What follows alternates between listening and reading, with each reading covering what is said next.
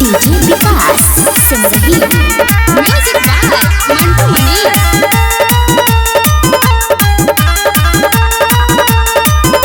घसेलू cream की मलेलू powder बेल लेखा गोल बाटे दुनु बालाउडर। अरे का तू घसेलू क्रीम की मलेलू पाउडर बेल लेखा गोल बाटे दुनु बालाउडर।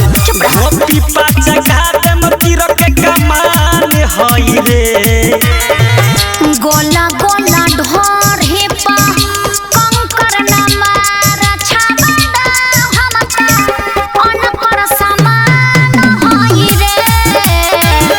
गोला गोला ढोर हे पा कंकर न मार छाबड़ा हमका अनकर समान होई रे।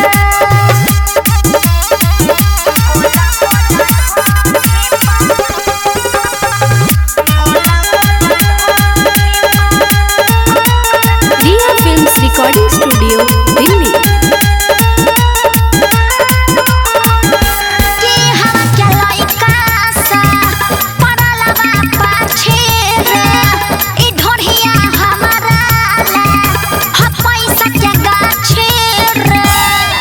बबी नरम बाटे की गरम कनिका सा छुआ दे तू तर हथी पसरले बानी परस छुआ दे तू मुह बाटे लाल खइले पाने हई रे गोला गोला ढोर हे पा कंकर न मार छाबड़ा हमका अनकर समान होई रे।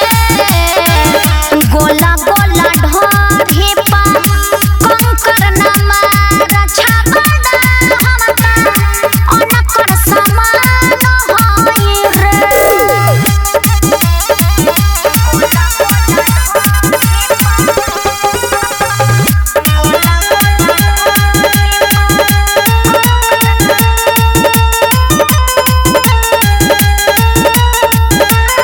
के मन जब करे धरेले कलछ के रह जाइबे अनाच के चल जाएमा ललच के रह जाइबे।